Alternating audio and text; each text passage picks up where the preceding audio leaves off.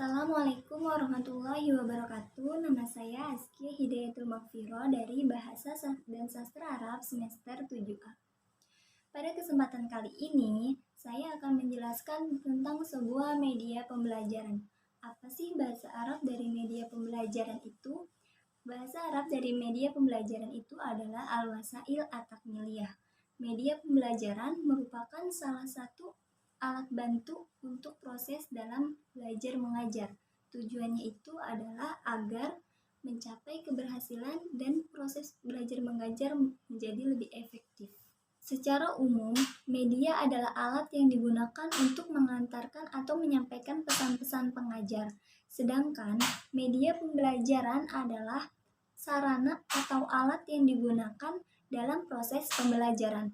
Menurut Lateru, menyatakan bahwa media pembelajaran ini sangat berguna bagi para pengajar untuk menarik minat siswa terhadap materi yang akan disajikan. Secara istilah, media berasal dari bahasa Latin yang berarti medius, yaitu tengah, pengantar, atau perantara. Media secara khusus diartikan sebagai alat-alat grafis atau fotografis atau elektronik yang dapat menangkap informasi visual atau verbal. Macam-macam media pembelajaran itu sangat banyak. Di antaranya itu ada media visual, ada media auditorik, ada media peta global, media Sabaneka, dan masih banyak lagi. Macam-macam media. Macam-macam media itu banyak sekali. Yang pertama ada media audio. Apa sih media audio itu? Media audio berfungsi atau alat yang digunakan untuk menyalurkan pesan kepada penerima pesan. Biasanya media ini berkaitan dengan indera pendengaran. Media audio disampaikan bisa melalui verbal, bisa secara verbal atau non-verbal. Contohnya ada radio, tape recorder, telepon, laboratorium bahasa, dan lain sebagainya. Yang kedua adalah media visual. Media visual berkaitan dengan indera penglihatan. Jenis media pembelajaran visual ini biasanya menampilkan materinya menggunakan proyeksi atau proyektor. Fungsi media visual adalah menarik perhatian, menggambarkan fakta, dan memperjelas sarjana ide. Media visual terbagi dua, ada media visual diam dan ada media visual gerak. Media visual diam itu berupa foto, peta, ilustrasi, diagram, dan lain sebagainya. Sedangkan media visual gerak itu ada film, berupa gambar-gambar film, dan masih banyak yang lainnya. Yang ketiga, media audiovisual. Media audiovisual ini biasanya menampilkan suara dan gambar. Macamnya itu terbagi dua, ada media audiovisual diam dan ada media audiovisual gerak. Media audiovisual diam itu berupa TV diam dan halaman diam. Yang kedua itu media audiovisual gerak berupa TV bergerak dan gambar bersuara. Yang keempat ada media serbaneka. Media serbaneka itu adalah media yang sesuai dengan potensi di daerahnya, baik di lokasi atau di sekitar sekolah, yang dimana ada sesuatu media yang dapat dijadikan pembelajaran. Yang kelima, ada media gambar fotografis. Media gambar fotografis ini biasanya diperoleh dari beberapa sumber, seperti surat kabar, lukisan, kartun, ilustrasi, dan lain sebagainya. Yang keenam adalah peta dan globe.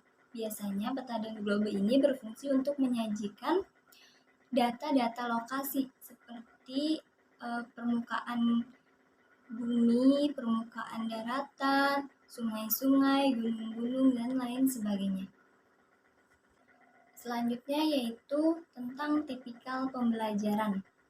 Setiap murid dan siswa biasanya memiliki tipikal atau tipe masing-masing ketika belajar. Ada yang tipe siswa yang visual, tipe yang siswa yang auditori, dan juga ada tipe siswa yang kinestetik. Pertama yang akan kita bahas adalah siswa yang mempunyai tipe visual. Tipikal visual.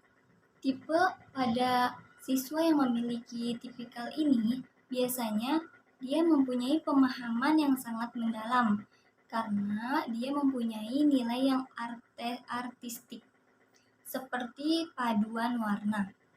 Cara belajar yang tepat untuk anak-anak yang memiliki tipe visual. Yang pertama itu belajarnya menggunakan gambar atau video belajar yang untuk menarik perhatian siswa ketika memahami suatu materi.